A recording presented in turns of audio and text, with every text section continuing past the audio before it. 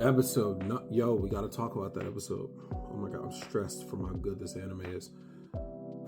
Okay, so start of the episode, immediately prisoners are putting in work. All right, prisoners are putting in work. Mr. Song's not nothing to scoff at either. You see that triple kill?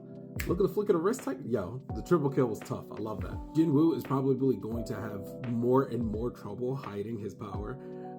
And that is always cute / funny to me. I love that. He's like, oh, haha, did I kill all those goblins? Megumi, or I'm sorry, Kong Tae-shik is like, what was that smirk he gave Sungjoo? I saw that. What was that smirk? What was that about? What you doing, huh, buddy? I like that. I like that foreshadowing. Sidebar. Irony is something I love in fiction. Okay? Situational irony regarding Kim's apology to Sung Jin Woo, because it's like, oh, I gotta apologize to the kid, but then you're like, oh shit, he won't get. Then you're like, oh, he won't get the chance to apologize, and then the episode does it, and he's like, no, he does get to apologize, but the way he gets to apologize is ironic because it happens the way it happens. You also have the dramatic irony of us knowing how strong Sung Jin Woo is versus the cast or the murder for hire versus the way they found out. Greatly weaving those into a story is what makes a good writer, and the writer pops off. Every time they nail it. Every time. When Kong Tae-shik said, "This is what I'm going to tell the inspectors," I was like, "Yeah, that's a definite. Y'all are wrapped. Pack it up with a bow, huh? Express shipping overnight. You're done. You're getting packed." I knew he was about business when he said that. That's some tough shit to say in a situation like that. Somebody's not making it out of it. I wish he was a better healer. I know she gets nervous and stuff like that, but like output wise, she can output. It's just, I don't know if her power is tied to her emotion and it gets in the way. But whatever the case may be, I wish she actualized on her potential a little bit, or just retire, call it quits. Beloved, do you sit out a little bit? She's a superhuman. All hunters are superhumans. The show is really like driving that home. Even an E-rank hunter is not a normal human. Please never forget that. So she may be scared and everything like that, but if she was like and punch someone, she'd probably put a hole through them. I know the big part of the episode was Kong versus Sung Jin Woo, but Kong versus Mr. Song was tough. I really like that. I think it was underrated. I haven't seen a lot of people talking about it. The old man was putting in work with that sword, even with the physical buff. Sure, he got a physical buff from Juhi. Whatever. He was putting in work. Capital W. I like that his swordsmanship never faltered, even though he became a magic type hunter. The after image effect that Kong Tae-shik was using throughout the episode, I love that. I love that. I don't know, whatever that is. Them talking about the assassin's class, the mage class.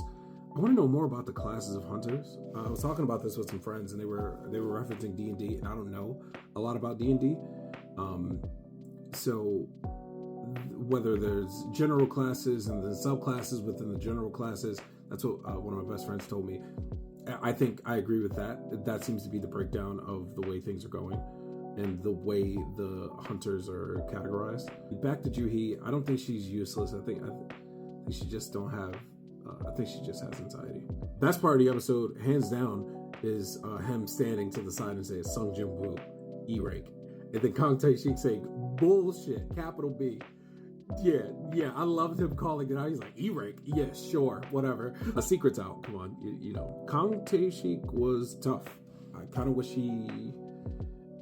he was just like a serial killer with a moral compass. I wish that was what because he's clearly a serial killer. He's clearly a psycho.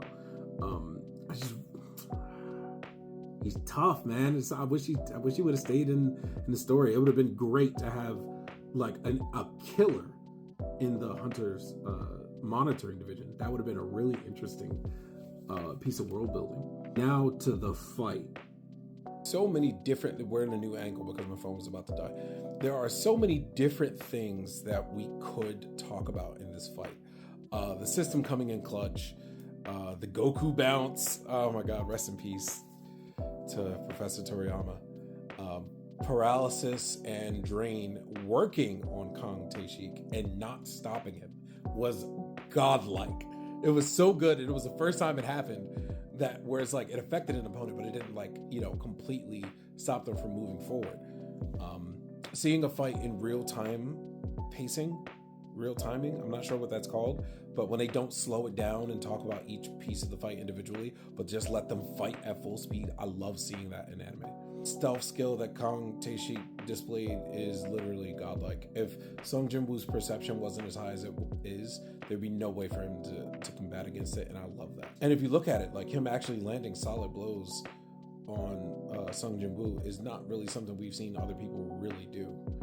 One of the most interesting things about this fight, to be honest, is think about the fight from the perspective of Juhi, of Mr. Song, of Kang Tae-shik. Sung Jin-woo must look like a goddamn anomaly, bro. Power of like a power type. He has the speed of an assassin type. He's matched with like a high-end assassin type. And he did full recovery, healed himself, and then he activates debuffs and stuff mid-fight. Like he's a mixture of like 5 or 6 different type of classes. From their perspective, they're probably like, what in the world is going on? And he's getting stronger.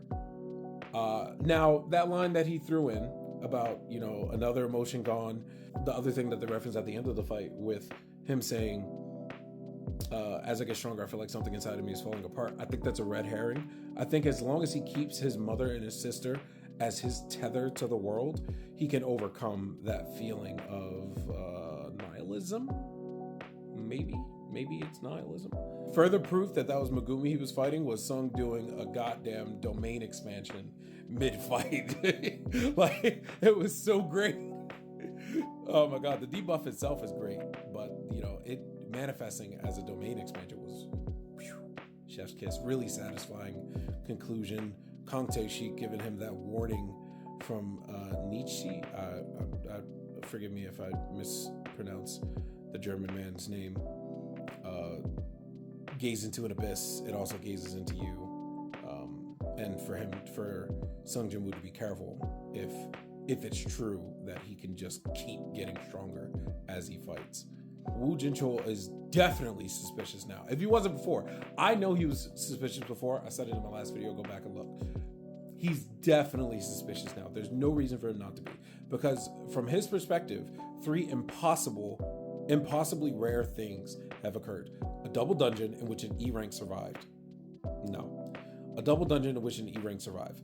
A C rank dungeon in which an entire squad of C ranks was wiped out, and this E ranked again survives.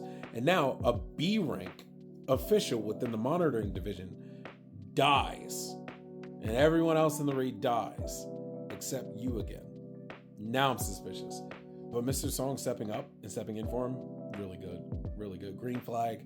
He's an ally of Sung Jin-woo. I love that for him. I like Sung Jin-woo saying that, you know, he couldn't stop Woo Jin-chul at his current level. Likely Woo Jin-chul is a high A rank, maybe A+, because we know from the C rank fight with in the C rank dungeon that there are differences within the classes. Just because me and you are both C rank don't mean that we're equal in strength. So Woo Jin-chul is likely high A, probably on the verge of S, but just, you know, he wasn't born lucky. There's also the little bitty fact that he seems to be Chairman Go-Gun-hee's right hand. I would bet that he's high A rank, or he might be a false ranker and be a fake A rank, and it might be an honor type thing where it's like, I won't call myself S rank because the chairman is S rank. If the chairman's S rank, he likely is based on their little sparring match. But if I'm the right hand of the chairman, it's disrespectful for me to assume the same position. Remember what I said a video ago about maybe Juhi's a baddie? Confirmed. That last shot was pressure.